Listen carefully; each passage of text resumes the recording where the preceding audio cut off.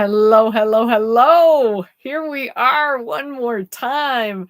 We are Donald and Cheyenne Kramer, and this is the You Are the Miracle podcast.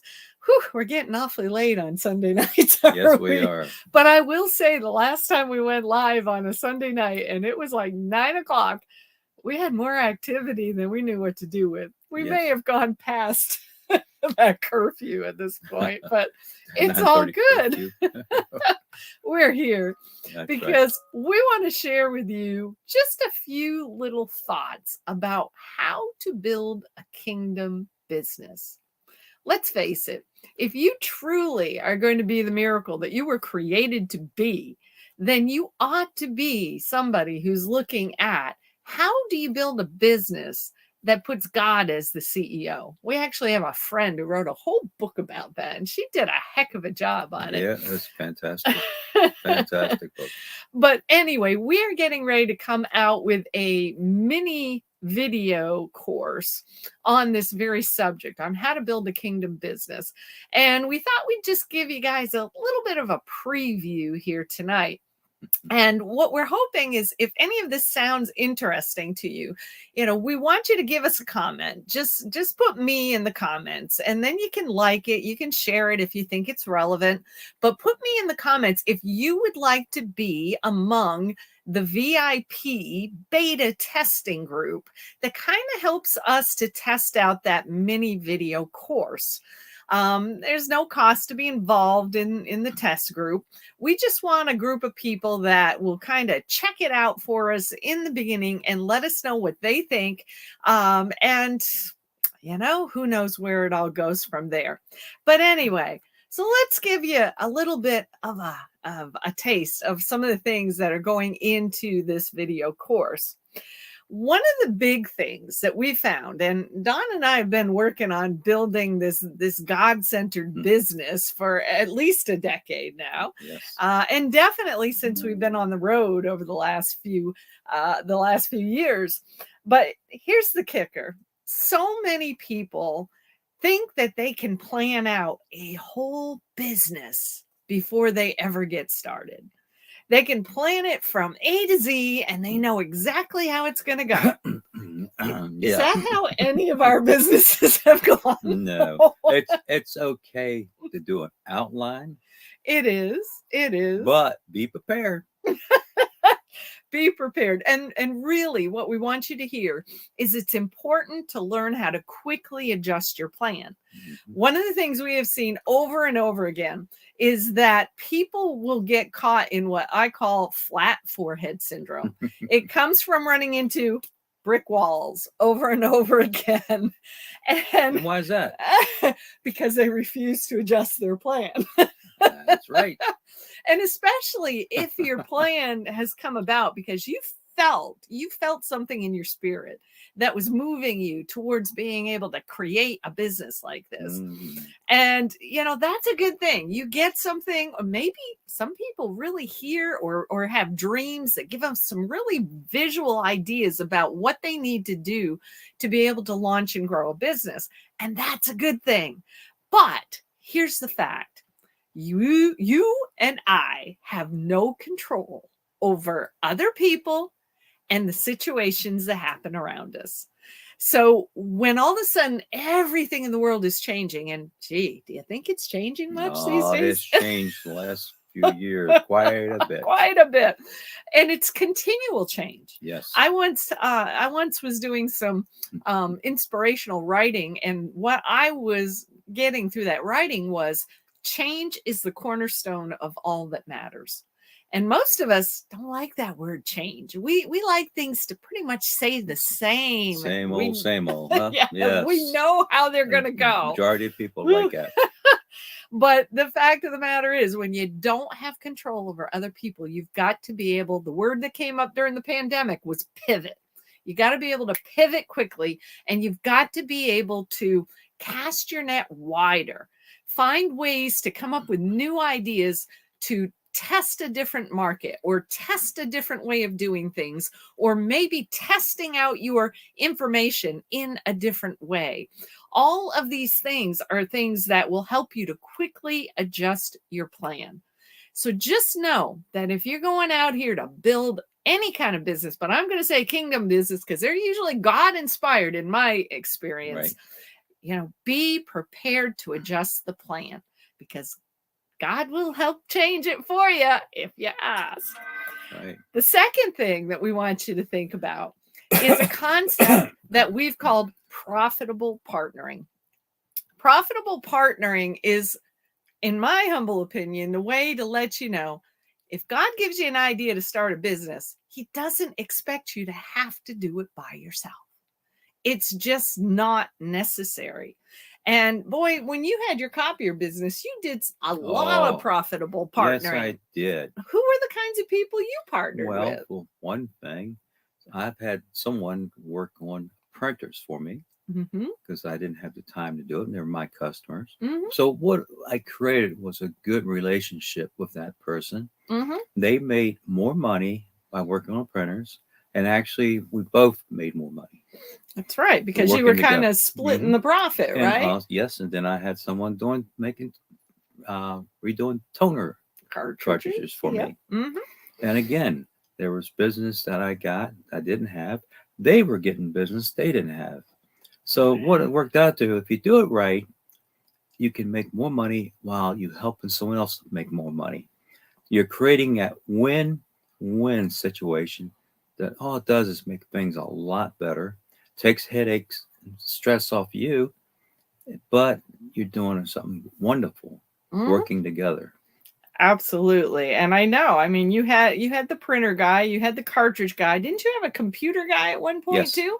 yes, I So did. they all you guys really weren't competing, No, but you were expanding what each other were able to do and sharing leads with each other based on your yes, customers' needs. That sounds like amazing customer service to me. it's great service. You'd be surprised how more happy your customers will be. And happier your pocketbook gets. Yes, all our pocketbooks are a lot happier. And so it's something that can be done. Mhm. Absolutely. And I did similar with working with recruiters, staffing companies. Mm, We've worked with nonprofits and churches. And it's all about creating the win-win situations.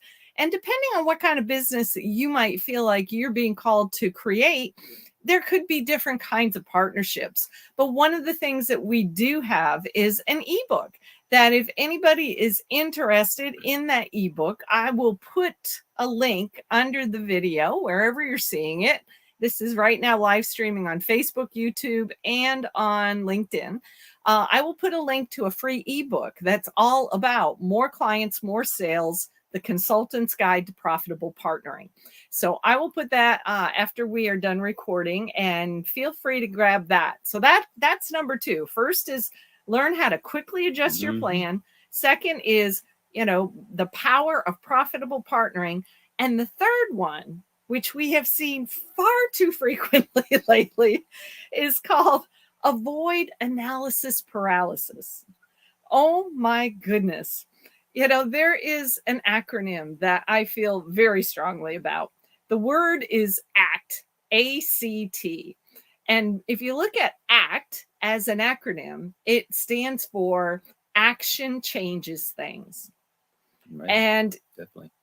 getting into action and testing out your theories is far more productive than sitting around and just trying to analyze every possible scenario that could come your way, because there's no way of knowing which scenario is going to happen. And again, there's that crazy thing called people that you cannot predict what they're going to Nope. do. That's the interesting part of sales and sales processes to me. People talk about, their closing ratios on sales and things of this nature. But here's the bottom line: you have no control over other people's decisions. You really don't. They're the ones who get to make the decisions. So understanding that analysis paralysis does you no good. You are far better off to come up with a list of things that you know how to do right now and take an action step at a time. I usually recommend trying 2 or 3 things that you know you can do right now that should lead you in the direction of whatever it is you're trying to build. And then you want to record the results. Are the doors opening for what you're doing, or are you getting some more of that flat forehead syndrome? I really recommend that you avoid the flat forehead syndrome. I know too many people who've gotten headaches from that. Yes, indeed. So, that's the third thing, is just avoid the analysis paralysis, get into action, and look to see what kind of results you're getting. Because if you are God focused at all, if you believe you've been called to go out here and create a kingdom type of business, then understand this, that anytime a door closes, God's going to open a window. There's a quote, and I wish I could remember where it came from. It might have been something like Alexander Graham Bell, but it said, the problem that we have when a door closes is that we spend so much time staring at the closed door that we forget to go looking for the window that opened. And they're wondering, why did that door close? Instead of looking for the open window. The open window. That is it.